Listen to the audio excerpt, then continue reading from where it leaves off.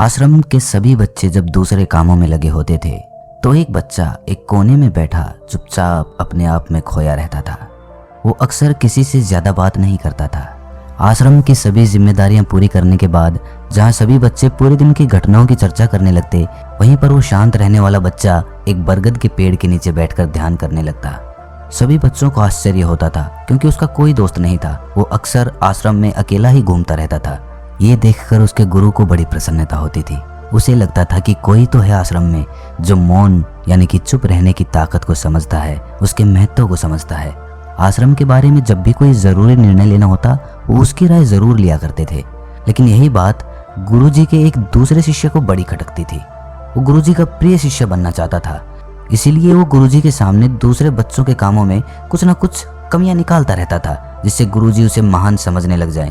अक्सर वो अपनी जिम्मेदारियां पूरी तरह से निभाने का दिखावा भी करता, चाहे उससे कोई सलाह ना भी मांगे, लेकिन फिर भी वो उन्हें अपनी सलाह देता रहता था। वो बहुत वाचाल शिष्य था और आश्रम के दूसरे सभी बच्चों में बहुत प्रसिद्ध भी था, क्योंकि वो सबसे हंसी मजाक करता रहता था, उनसे दिन भर बातें करता रहता था। इसीलिए उसकी सबसे दोस्ती हो गई थी। लेकिन जब आश्रम के गुरु उसकी राय न लेकर दूसरे बच्चे की राय लेते थे तो ये बात उसे बड़ी खटकती थी।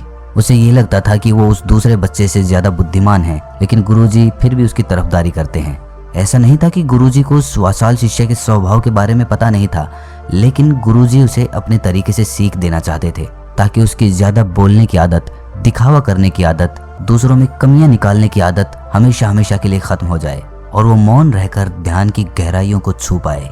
असल में हर सच्चे गुरु की यही इच्छा होती है। वो किसी तरीके से उस वाचाल शिष्य को एहसास कराना चाहते थे कि चुप रहने से ही उस असीम सत्य को जाना जा सकता है। उस विराट का एहसास चुप होकर ही किया जा सकता है। एक दिन गुरुजी को एक तरीका सूझा। उन्होंने आश्रम के सभी बच्चों को अपने पास बुलाया और कहा कि मैं तुम सभी को दो दो हिस्सों में बांटकर अलग अलग गांव में भिक्षा मांगने के लिए भेज रहा हूं, और जो भी दो बच्चे सबसे ज्यादा भिक्षा मांग कर लाएंगे उन दोनों को आश्रम की सभी जिम्मेदारियां निभाने का मौका दिया जाएगा। अपनी बात जारी रखते हुए गुरुजी ने बताया कि भिक्षा मांगने से हमारा अहंकार खत्म होता है, इसीलिए हर शिष्य पूरे मन से भिक्षा मांगे। कोई भी इस काम को औपचारिकता में ना ले, वरना तो वो अपने जीवन का बहुत बड़ा ज्ञान खो देंगे। आश्रम के गुरुजी ने जानबूझकर वाचाल शिष्य और चुप रहने वाले शिष्य की जोड़ी बना दी। वाचाल शिष्य के मन में सिर्फ एक ही बात चल रही थी कि इस बार उसे मौका मिला है और इस बार वो गुरुजी को दिखा देगा कि वो चुप रहने वाले शिष्य से कितना ज्यादा प्रतिभावान है। दोनों शिष्यों ने आपस में अपनी सहमति से निर्णय लिया कि दोनों गांव के अलग अलग कोनों से भिक्षा मांगना शुरू करेंगे ताकि भिक्षा मांगने का काम जल्दी खत्म किया जा सके। चुप रहने वाला शिष्य हर द्वार पर जाकर अपने हाथ जोड़कर अपना भिक्षा का पात्र उनके सामने कर देता।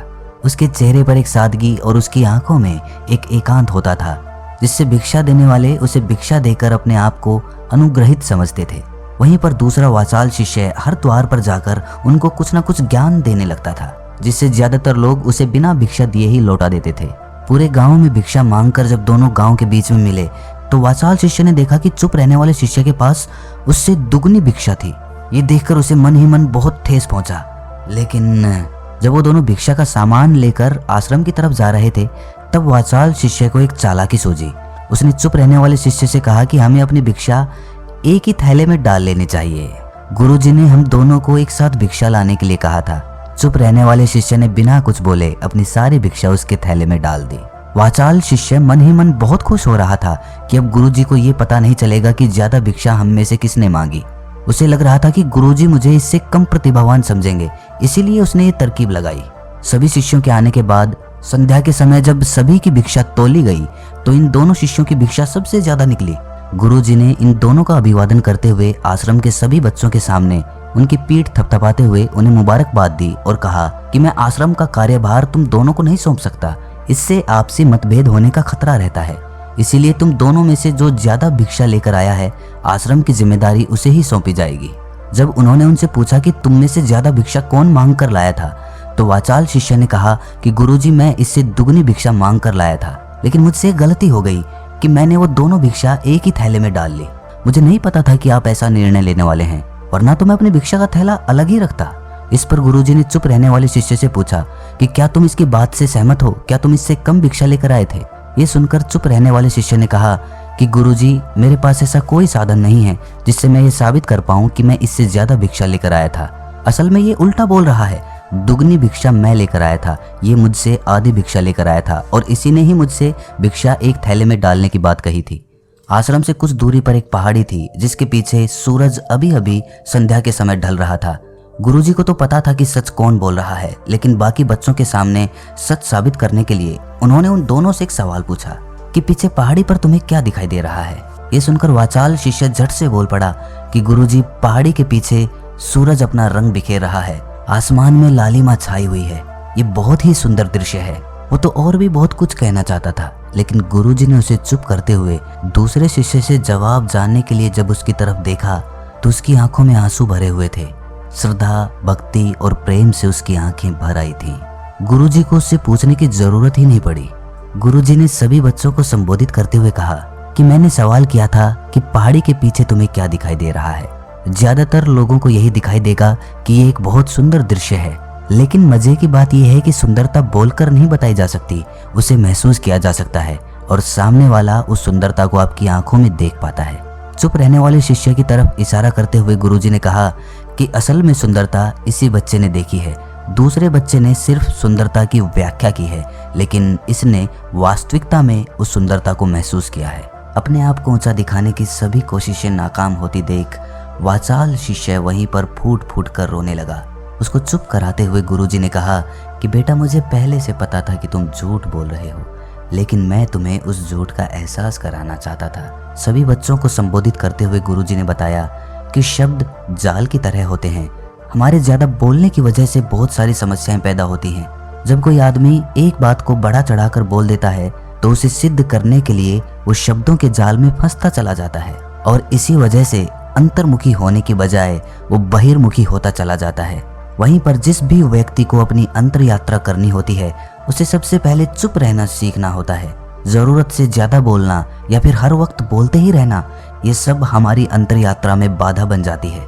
जब आप चुप रहने का अभ्यास करते हैं तो आप अपने साथ वक्त बिताने लगते हैं, जिससे कि आप अपने एकांत को जान पाते हैं।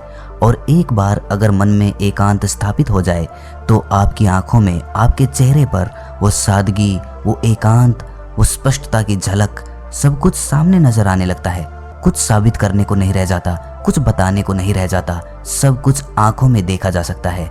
चुप रहने वाले शिष्य की तरफ इशारा करते हुए गुरुजी ने कहा कि अभी जो दृश्य इस बच्चे ने देखा वो ज्यादा बोलने वाला आदमी कभी नहीं देख पाएगा। वो अपनी बुद्धि से तर्क वितर्क करता रहेगा कि उसे क्या क्या दिखाई दे रहा है, लेकिन उसमें से वो महसूस कुछ भी नहीं कर पाएगा। उसे दिखाई दे जाएंगे पहाड़, सूरज या फिर उसकी लालिमा, लेकिन उस सुंदरता को, उस विराट को, उस अद्वैत को वो कभी नहीं देख पाएगा। अगर चुप रहने की कला सीखनी है तो तुम्हें सबसे पहले एक बात ध्यान रखनी होगी कि तुम्हें किसी को भी प्रभावित करने की कोशिश नहीं करनी है। ज्यादातर लोग इसी वजह से ज्यादा बोलते हैं क्योंकि वो दूसरों को प्रभावित करना चाहते हैं, अपने आप को साबित करना चाहते हैं, और उस साबित करने के चक्कर में वो शब्दों के जाल में फंसते चले जाते हैं और धीरे धीरे वही उनकी आदत बन जाती है। अगर कोई व्यक्ति दूसरों को प्रभावित करना चाहता है तो वो कितने लोगों को प्रभावित कर पाएगा? उसकी ये भूख बढ़ती जाएगी और वो इस संसार में सभी को कभी भी प्रभावित नहीं कर पाएगा।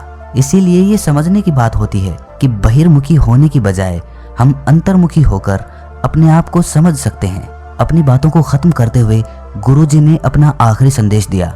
उन्होंने बताया कि अगर कोई व्यक्ति ज्यादा समय तक चुप नहीं रह सकता तो उसे थोड़े समय से अभ्यास करना चाहिए। दृढ़ संकल्प लेकर किसी व्रत की भांति दिन में कुछ समय या फिर हफ्ते में कुछ समय या फिर एक दिन चुप रहने का अभ्यास जरूर किया जाना चाहिए। इससे हमारी चुप रहने की आदत धीरे धीरे खुद ब खुद पनपने लगती है, क्योंकि एक बार जब हम चुप रहने लगते हैं तो हमें चुप रहने का आनंद पता चल जाता है। उसके बाद हमें प्रयास नहीं करना पड़ता, बल्कि हमारा मन आनंद की तरफ अपने आप बढ़ता चला जाता है। चुप रहने की कला सीखने के बाद आपकी बुद्धिमानी और आपकी स्पष्टता दोनों में बहुत ज्यादा फायदा होगा। वास्तविकता में जिसे दर्शन कहते हैं वो मौन रहकर ही किया जा सकता है। इसके बाद सभी बच्चों से कुछ समय चुप रहने का संकल्प लेकर गुरुजी ने अपनी बात खत्म कर दी और सभी बच्चे रात्रि का भोजन करने के लिए एक साथ भोजन कक्ष में पहुंच गए। तो दोस्तों, कैसी लगी ये कहानी आपको कमेंट सेक्शन में ज़रूर बताना, और अच्छी लगी तो इस चैनल को सब्सक्राइब ज़रूर कर लेना। तो मिलते हैं किसी अगली कहानी में, तब तक के लिए अपना ख्याल रखें।